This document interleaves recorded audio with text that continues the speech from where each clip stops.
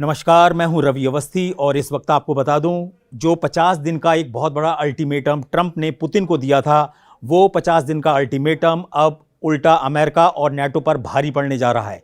उसकी सबसे बड़ी वजह यह है कि पुतिन ने या कहें रशिया ने अपने ब्रह्मास्त्र को इस तरीके से पेश किया है, परमाणु ब्रह्मास्त्र। यहाँ पे मेरा जो ब्रह्मास्त्र का कहने का मतलब है वो ये है कि जो आखिरी बाजी है पुतिन की तरफ से, वो परमाणु या एटम बॉम्ब्स हैं, उसको लेकर कुछ ऐसे बयान दे दिए हैं कि जिससे ट्रंप का जो है ना पसीना छूटना शुरू हो गया है। पसीना इसलिए छूटना शुरू हो गया है क्योंकि जो पुतिन के ऑफिस के प्रवक्ता हैं दिमित्री पेस्कोव, उन्होंने बोला है कि 50 दिन का आप लोग जो ड्रामा कर रहे हो, पूरे वर्ल्ड में जो एक हवा इकट्ठा कर रहे हो कि हम रशिया को, पुतिन को सिर्फ 50 दिन का वक्त दे रहे हैं, उसके बाद अगर यूक्रेन युद्ध नहीं रुकेगा तो हम ऐसा कर देंगे, वैसा कर देंगे। लेकिन ये जो सारी चीज़ें हैं ये कई लेवल पर बदलती चली जा रही हैं। इसको पहले आप शुरू के 2-3 पॉइंट्स में ये समझ लीजिए कि आखिर ये खिचड़ी क्या पक रही है और किस तरीके से ये जो युद्ध है वो खतरनाक मोड़ पर पहुंच चुका है, जिसको सब लोग बोल रहे हैं कि शायद वो डूम्सडे क्लॉक जो टिक टिक टिक टिक कर रही थी वो कभी भी फट सकती है। लैवरोव ने 1 हफ्ते पहले ही बोला था। लैवरोव आप जानते ही हो, रशिया के विदेश मंत्री हैं सर्गेई लैवरोव। उन्होंने बोला था कि हमारी डूम्सडे क्लॉक जो है वो टिक टिक टिक कर रही है। जिस दिन उसने टिक टिक करना बंद किया, ऐसा धमाका होगा कि पता ही नहीं चलेगा कौन कहाँ गया। अभी की जो 3 खेमेबाजी है उसको अच्छे से समझ लीजिए। ट्रंप को अच्छे से समझ में आ गया है कि जब तक यूक्रेन युद्ध चल रहा है उनके जो हथियार हैं वो बहुत बड़े पैमाने पर नाटो और यूरोप की कंट्रीज़ खरीदेंगी। दूसरी तरफ उनको ये भी पता है कि अगर हम पुतिन के साथ एक लंबी जंग खींचते हैं तो उसमें अमेरिका को नुकसान हो सकता है। लेकिन वो अपनी स्ट्रेटेजी को इस तरीके से लेके आए हैं कि वो चाहते हैं कि एक ही बार में वो रशिया को भी कंट्रोल कर लें, चीन को भी कर लें और ईरान पे भी कर लें। इसलिए उन्होंने क्या किया, खेमेबंदी कुछ इस तरीके से की है कि इजराइल को ठेका दे दिया है कि तुम ईरान से निपटो, जाके सीरिया से निपटो, गाज़ा में जाओ और लेबनान से निपटो। यानी कि 3-4 मोर्चे उन्होंने वहाँ लगा दिया है। इसका मतलब क्या है? इसका मतलब ये है कि जो इजराइल ने दमिश्क में, यानी जो सीरिया की राजधानी दमिश्क में जो हमले किए हैं, वो माना जा रहा है कि जब से हमले स्टार्ट किए अब तक लगभग 250 से ज़्यादा स्ट्राइक कर चुकी हैं। ये जो स्ट्रेटजीज़ हैं, जो बम्बारमेंट हो रहा है सीरिया के अंदर, वो क्यों हो रहा है? क्योंकि ऐसी खबरें हैं कि सीरिया में जो रशिया की एक बहुत मजबूत पकड़ हुआ करती थी वो बशर अल असद के जाने के बाद से छिन्न भिन्न हो गई। लेकिन हल्के हल्के क्या हुआ कि पुतिन ने और रशिया के जो एजेंट्स हैं सीरिया के अंदर, उन्होंने अपनी पकड़ बनाई। तो इसलिए अब क्या किया गया है कि इजराइल को लगाया गया है ये कह के कि साहब वहाँ पे जो 1-2 समुदाय हैं, जो मुस्लिमी उसकी शाखा है, उस पर अत्याचार हो रहा है, उसको बचाने के लिए इजराइल आया है। यानी कि इजराइल को ऐसे ठेकेदारी दे दी गई अमेरिका की तरफ से कि तुम ईरान को संभालो और सीरिया को संभालो, गाज़ा और लेबनान को देखो, बाकी हम इधर पुतिन से निपटते हैं। यानी कि इधर उनको घेर के रखो जो उनका साथ दे सकते हैं। उनको अच्छे तरीके से पता है कि ईरान अगर अच्छे से रशिया का साथ जैसे अभी तक दे रहा है और आगे भी देता रहेगा तो उसका घाटा जो है सबसे ज़्यादा इजराइल को भुगतना पड़ेगा। वो उसने साबित कर दिया है जो अभी युद्ध हुए थे जून के महीने में। अब सवाल उठता है कि आखिर ये खेमेबंदी किस तरीके से हो रही है। खेमेबंदी का जो सबसे पहला पॉइंट है वो ये है कि जो ट्रंप हैं उन्होंने एक तरफ इजराइल को लगाया है, दूसरी तरफ उन्होंने खुद मोर्चा नाटो के संग संभाला है। उसमें भी उन्होंने 3 लोगों को खास तौर से चुना है, ब्रिटेन, फ्रांस और जर्मनी। ये तीनों जो हैं वो कहते हैं ना धुर विरोधी हैं। किसके हैं? रशिया के। इसलिए क्योंकि उनको पता है कि जो रशिया है, अगर आज उसने यूक्रेन को जीत लिया तो कल जो है वो यूरोप का नंबर आएगा। और यूरोप में भी अब 2 जो देश हैं सबसे नंबर 1 और नंबर 2 पर, उनमें से कोई भी नंबर 1 नंबर 2 होगा रशिया के हिसाब से। लेकिन जो सबसे बड़ा खतरा है वो फ्रांस अपने ऊपर समझ रहा है, और दूसरा जो है वो जर्मनी तो इतना तरीके से बौखलाया हुआ है। उसने तो ये बोला है कि नाटो अगर ज़्यादा देर करेगा तो पुतिन से हम जो है जंग जीतने के हालात में नहीं रहेंगे और वो हमारे हथियारों को तबाह कर देंगे। अब आते हैं कि सवाल होने क्या जा रहा है। होने ये जा रहा है कि आज उसने अपनी पूरी एक लिस्ट निकाली है रशिया की तरफ से कि वो किस तरीके से अपने जो ऑर्शनिक मिसाइल है, जो एटम बम की तरह नहीं है लेकिन उसका जो धमाका है, जो उसकी जो कहते हैं उसकी जो चोट है या जो उसके असर हैं, वो एक परमाणु एटम बम की तरह हैं। तो ऑर्शनिक जो उसकी मिसाइल है वो लगभग 12,000 से 11,000 किलोमीटर प्रति घंटे की रफ्तार से अटैक वो कहती है ना ब्लास्ट करती है। तो उसका इम्पैक्ट जो होता है वो एटम बॉम्ब की तरह होता है। तीसरी इंपॉर्टेंट ये है कि आखिर ये खेमेबंदी इस युद्ध में यहाँ तक कैसे पहुँची है। उसका सबसे बड़ा कारण ये है कि यूक्रेन में $500 अरब की जो डील है वो अमेरिका पहले ही कर चुका है। ट्रंप ने डरा धमका के जेलेंस्की से करा ली है। अब आगे का सवाल उठता है कि ये जो खर्चे हो रहे हैं, जो एयर डिफेंस मांगा जा रहा है रशिया की यूक्रेन की तरफ से अमेरिका से कि आप अपना पैट्रियट मिसाइल सिस्टम दीजिए, वो कहाँ से आएगा। इसके लिए उन्होंने क्या किया, ट्रंप ने एक हवा क्रिएट किया नाटो के बीच में। और जो हेग के अंदर जो एक मीटिंग हुई, एक बहुत बड़ी नाटो की समिट हुआ 24 और 25 जून को, उसमें यह तय हुआ कि हम लोग जो अपना 5% जीडीपी है उसका 5% जो पैसा इकट्ठा करेंगे और उससे हम हथियार खरीदेंगे। हथियार की जितनी भी बढ़िया और अच्छी कंपनीज हैं या बड़े बड़े जो उनके कहते हैं ना वेपन्स हाउस हैं, वो सब अमेरिका के हैं या अमेरिकन कंपनियों के हैं या अमेरिकी लोगों के हैं। तो ट्रंप को इस युद्ध के अंदर एक बहुत बड़ा व्यापार नजर आ रहा है। युद्ध में व्यापार जो ढूंढ रहे हैं ट्रंप, उसकी वजह यह है कि वो चाहते हैं कि एक तरीके से हम अगर चाहें तो अगर इस समय पूरी दुनिया में खासतौर से यूरोप में एक एंटी रशिया का माहौल बना हुआ है और पुतिन को लेकर वो उसको कहते हैं ना हिटलर से कंपेयर किया जा रहा है। इसकी सबसे बड़ी वजह यह है कि रशिया ने 3.5 साल से ज़्यादा यानी कि 41 महीने से ज़्यादा के युद्ध में जो उसने असर दिखाया है यूक्रेन के अंदर, उसका असर जमीन पर और मैप पर साफ दिखाई दे रहा है। नंबर एक बात कि सिर्फ जून महीने में के जो 30 दिन है, उन्हीं 30 दिन के अंदर 556 वर्ग किलोमीटर इलाके पर रशिया कब्जा कर चुका है। और ये वही वक्त था जून का महीने का जब ईरान में और इजराइल में भयंकर युद्ध चल रहा था 13 जून से लेके, और ये 23 जून तक चला था। 24 जून को जो था वो सीजफायर हुआ था। ये जो 12 दिन का युद्ध हुआ, इसी में सबसे बड़ा खेल पुतिन ने किया। तो ये जो सारे आंकड़े अब आ रहे हैं पेंटागन के पास, और जिस तरीके से वहां का जो डिफेंस इंटेलिजेंस कहते हैं ना एजेंसी है DIA, जो पेंटागन के अंदर बैठती है, उसने सीधा बोला है कि सर आप किस मुगलते में हैं, कहां पर हो, कौन सी कहते हैं ना गलतफहमी में हो। ईरान के जो आपने 3 परमाणु ठिकाने कहा था कि हमने फोड़ दिए, तोड़ दिए, फाड़ दिए, कुछ भी नहीं कर पाए आप सही से। और फोर्दो, नतांज और इस्फान को जैसा नुकसान का दावा किया जा रहा था वैसा हुआ ही नहीं। अब जो रिपोर्ट्स आ रही हैं वो आ रही हैं और भी खतरनाक। उस खतरनाक के पीछे के कारण क्या है? ईरान के विदेश मंत्री अब्बास अगारची ने एक बड़ा ही खतरनाक बयान दिया है, और वो भी कहते हैं ना परमाणु कहते हैं ना एटम बम या परमाणु युद्ध से जुड़ा हुआ उन्होंने एक तरीका का बयान दिया। और बयान में क्या बोला है? बयान में बोला है अब्बास अगारची जो ईरान के विदेश मंत्री हैं कि भाई ये देखिए, हमारे आपने एक परमाणु वैज्ञानिक मारा और हमने उससे 100 हमारे परमाणु वैज्ञानिक तैयार हैं। वो ये मैसेज देना चाह रहे थे कि अगर आपको लगता है कि ईरान का जो 40 साल पुराना एटमी प्रोग्राम है उसको आपने अगर तबाह कर लिया है तो आप ये भूल जाइए। और ये जो दमखम आ रहा है ना ईरान के पास, ये अपने बलबूते पे कम और रशिया के बलबूते पे ज्यादा आ रहा है। रशिया ने भी इशारा किया है कि अब आप खुलकर बोलिए। सुप्रीम लीडर खामनेई जो कहते हैं ना लगभग 13-14 दिन तक कतई 13 जून के बाद से दिखाई नहीं दिए थे, उस काफ़ी दिनों के बाद जब वो बाहर आए तो उन्होंने एक शब्द नहीं बोला था। लेकिन आज उन्होंने कुछ ऐसा बोला है अमेरिका के लिए और उसको इजराइल को मिला के कि भाई इजराइल जो है वो एक ऐसे जानवर है, मैं उसका नाम नहीं ले सकता, उन्होंने जो वर्ड यूज़ किया है कि वो एक ऐसा उनका पालतू जानवर बन गया है अमेरिका का, जो पीछे पीछे दुम हिलाता हुआ घूमता है। ये खामनेई की जो लैंग्वेज है वो इस तरीके की आमतौर पर होती नहीं भाषा की। वो खुद बोल रहे हैं कि देखिए इजराइल, हमने आपको आपकी औकात दिखा दी। हमने 17 जून से और 22 जून के बीच में जो आपके ऊपर हमले किए, जो हमारी मिसाइलें थी, बैलिस्टिक मिसाइलें और जो क्रूज मिसाइलें थी, उन्होंने आपको अच्छे से तबाह किया है। खासतौर से वो खैबर और एक ये सेजिल, ये 2 मिसाइलों के बारे में बहुत अच्छे से बताया जा रहा है। तीसरा बताया जा रहा है फत्ते-1, फत्ताह बोलते हैं वहाँ, हम लोग फतेह बोलते हैं, वहाँ पे बोलते हैं फत्ताह। जो फत्ताह मिसाइल है उसने भी इजराइल को बहुत ज़्यादा नुकसान पहुँचाया था। तो ये जो मिसाइल का प्रोग्राम है ईरान का, वो अगर देखा जाए तो पुतिन की नज़रों में पास हो चुका है।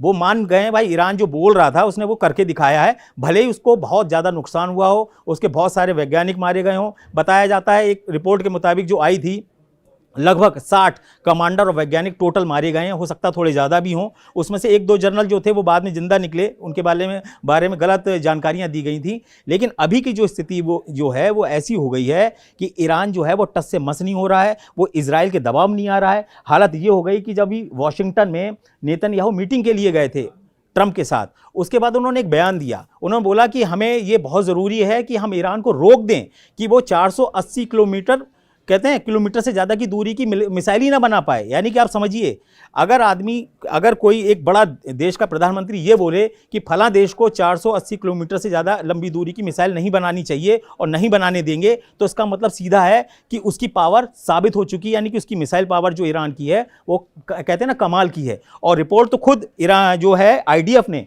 एक अभी IDF की रिपोर्ट आई थी, वो भी मैं आपको बता दूँ। ये कि जो युद्ध है ना, ये वर्ल्ड वॉर, ये ऐसा नहीं है कि सिर्फ 1 या 2 हथियार से निपट जाएगा। इसमें सब लोगों ने इतनी ज़्यादा तैयारी कर ली है, इतनी R&D हो चुकी है, इतनी रिसर्च हो चुकी है, इतने वेपन्स तरह तरह के इन्होंने इकट्ठे कर लिए हैं। इनके जो वॉर कहते हैं ना जो स्ट्रेटजीज बनाई जाती हैं वो इतनी ज़्यादा भयानक हो चुकी हैं कि आसानी से हारने वाला कोई नहीं है। ईरान ने भी अपने आप को इस तरीके से अब इस्टेब्लिश कर लिया है कि इसको हराना लगभग असंभव है। इसलिए क्योंकि IDF की एक गुप्त रिपोर्ट आई थी जिसमें यह बोला गया था कि 2028 तक 10,000 बैलिस्टिक मिसाइल अकेले ईरान बना लेगा। आप अंदाज़ा लगाइए, अगर 10,000 बैलिस्टिक मिसाइलें वो बना लेगा तो इजराइल का क्या हाल होगा, कैसे निपटेगा। अभी की जो लेटेस्ट रिपोर्ट थी, जो अभी युद्ध हुआ था जून के महीने में, 13 जून से लेकर जो 23 या 24 जून तक चला था, उसमें 2,500 बैलिस्टिक मिसाइलें ईरान के पास बताई जाती थी, जिसमें से दावा किया जाता है कि सिर्फ उसने 25% मिसाइलों का इस्तेमाल किया, या उसकी तबाह हुई या उसने हिट की। उसमें से भी सिर्फ 50 मिसाइलें ही इजराइल को जाके सही तरीके से चोट पहुंचा पाई। उसमें से भी मुश्किल से 8 या 6 मिसाइलें ही थीं जो इजराइल के कहते हैं ना एयरबेस पर या मिलिट्री एयरबेस पर टकराई थी जाके। तो उन 6 मिसाइलों से अगर उनके एयरबेस को इतना भयंकर नुकसान हुआ, तो आप अंदाज़ा लगाइए अगर 100-200 की भी संख्या में मिसाइलें आकर इजराइल में आके गिर गईं, और कहते हैं ना उसका अगर पेलोड बढ़ा दिया, उसका विस्फोटक का जो वजन है वो अगर बढ़ा दिया, तो आप अंदाज़ा लगाइए कि कितनी भयानक तबाही इजराइल के अंदर हो सकती है। अब जो युद्ध है वो बहुत बड़ा डर का है। डर इसका नहीं कि वो हारेगा जीतेगा, डर ये है कि हमारा वजूद मिटा दिया जाएगा। पुतिन को भी पता है कि यहाँ हार जीत की लड़ाई बची नहीं है। हार जीत तो तब होती है एक इलाके तक आपने सीमित किया, उसके बाद खत्म, सीज़फायर हुआ, खत्म। यहाँ अब रह ही नहीं गया। अब तो सीधा सीधा है कि या तो पुतिन रहेंगे या फिर नेटो के जो देश हैं आसपास के वो बचेंगे। फ्रांस भी, एम्यूल मैक्रों ने क्या बोला, एम्यूल मैक्रों बोला कि हम अपने पूरे यूरोप को एक ऐसी परमाणु छतरी के नीचे लाने का समझौता कर चुके हैं कि अगर किसी के ऊपर भी कोई बड़ा अटैक होगा तो हम उसको मिलकर करेंगे। लेकिन दिक्कत क्या है, दिक्कत ये है कि अगर ब्रिटेन और फ्रांस के परमाणु एटम्स को जोड़ भी दिया जाए तो वो 500 के पार भी नहीं पहुँच पाते सही से। ठीक है, यहाँ स्थिति बिल्कुल ही अलग है। यहाँ तो अगर रशिया की सिर्फ आप कहते हैं ना टैक्टिकल न्यूक्लियर वेपन्स है, उन्हीं की संख्या 1600 है। आपको बता दीजिए जो टैक्टिकल न्यूक्लियर वेपन्स होते हैं ये ऐसे इलाकों पे मारे जाते हैं जो खासतौर से सैन्य ठिकाने हों।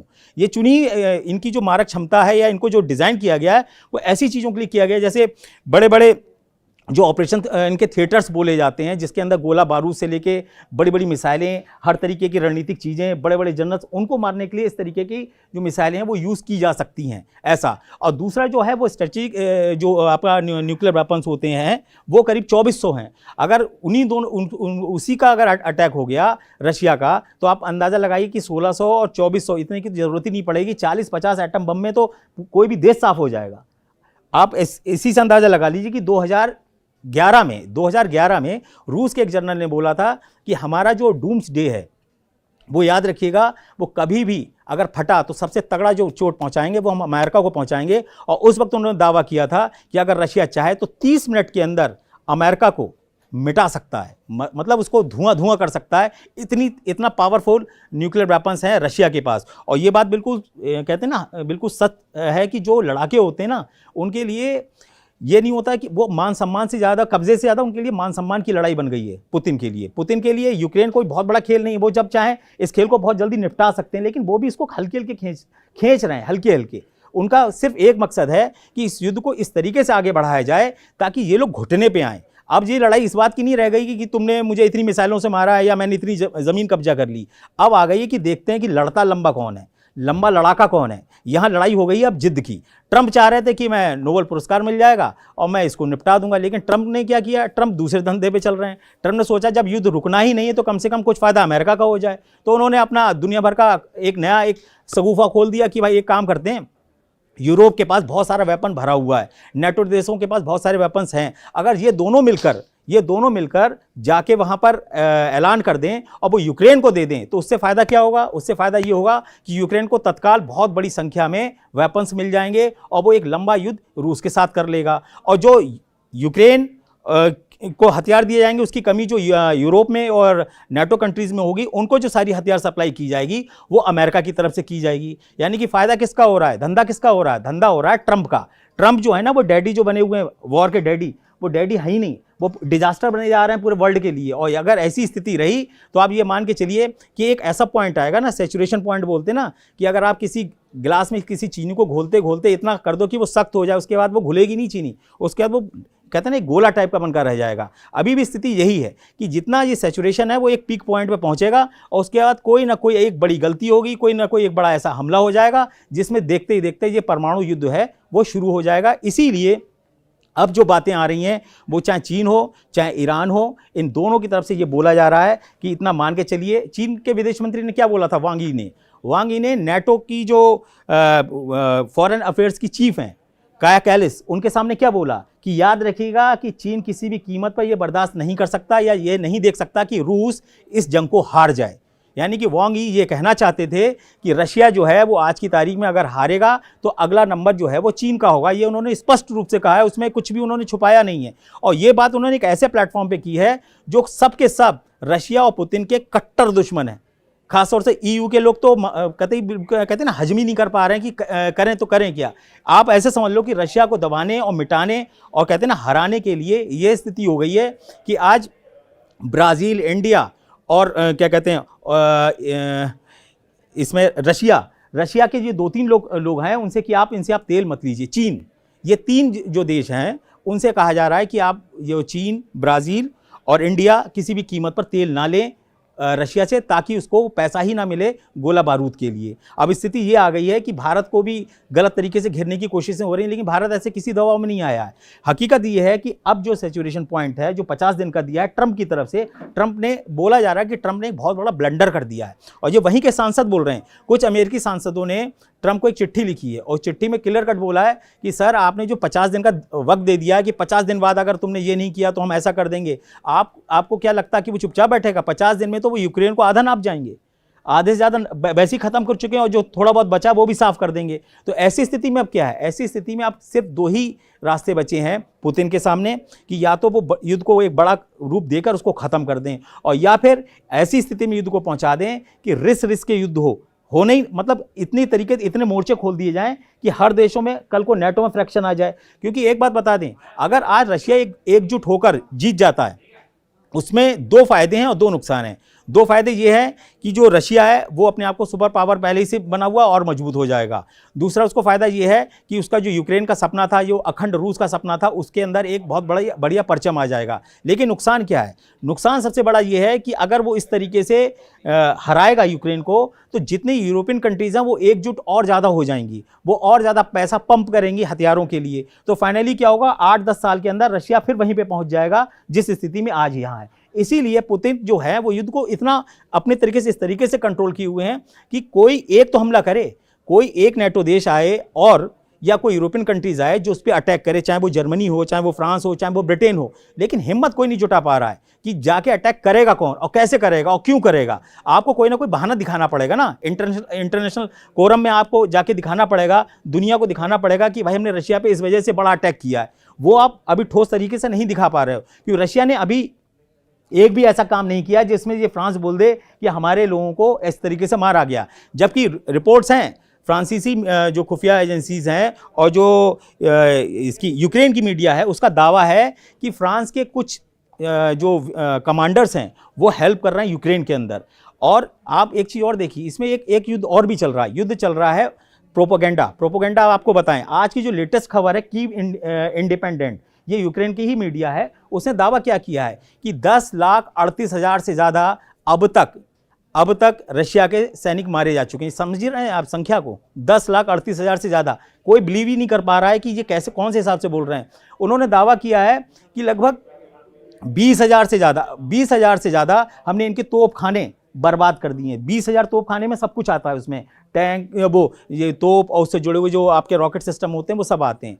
इस लेवल पे अगर नुकसान भी हो रहा है रशिया का, उसके बाद भी अगर वो कब्जा करता चला जा रहा है, तो फिर आप अंदाज़ा लगाइए कि 1,62,000 वर्ग किलोमीटर से ज़्यादा का इलाका जो रशिया है वो कब्जा कर चुका है यूक्रेन का। और पूर्वी यूक्रेन को तो उसने ऐसा, कहते हैं ना, ऐसा इलाका बना दिया है जहाँ पे हर 17 मिनट में, अभी जो लेटेस्ट रिपोर्ट आई है उसमें 17 मिनट में 15 से 20 विस्फोट या धमाके किए जा रहे हैं। और इसी से आप अंदाज़ा लगाइए कि जेलेंस्की जहां एक तरफ रशिया की तबाही की इतने बड़ी बड़ी दावे करते हैं, वहीं जाके हेग में उन्होंने खुद बोला कि रशिया ने हमारे ऊपर शाहिद 136 जो ईरानी ड्रोन है उससे इतने ज़्यादा हमले किए हैं कि हमें सबसे ज़्यादा नुकसान हुआ है और ऐसा लगता है कि ईरान हमारे ऊपर हमला कर रहा है। जेलेंस्की का कहने का मतलब ये था कि जो तेहरान की जो ड्रोन है वही हम पे डायरेक्ट हमला कर रहे हैं। और उन्होंने उसकी संख्या बताई कि 28,743 जो ईरानी ड्रोन है 136B वो हमारे ऊपर हमला कर चुके हैं और इसका बहुत बड़ा नुकसान जो है वो हमको उठाना पड़ा है। अब स्थिति ये आ गई है, कहते हैं ना, विकट स्थिति ये आ गई है कि भाई इस सारी चीज़ को निपटाया कैसे जाएगा। तो पुतिन ने इसका अब कहते हैं ना हल्के हल्के अपने पत्ते खोलना शुरू कर दिए हैं। उन्होंने अपने प्रवक्ता को भेजा और कहा कि आप बोलिए। सर्गेई लावरोव पहले बोल चुके हैं कि हमारी डूम्सडे क्लॉक जो है वो टिक टिक कर रही है। जो डूम्सडे का आपको बता दें, इसको प्रलय घड़ी, यानी कि ऐसी घड़ी जब एक साथ एटम बॉम्ब फटेंगे, जिसको हम डेड हैंड बोलते हैं। बहुत हम लोगों ने खूब पढ़ा है कि डेड हैंड क्या है, कि अगर कोई भी व्यक्ति रशिया में मिसाइल चलाने के लिए नहीं बचेगा, बटन दबाने के लिए नहीं रहेगा, तो डूम्सडे जो है या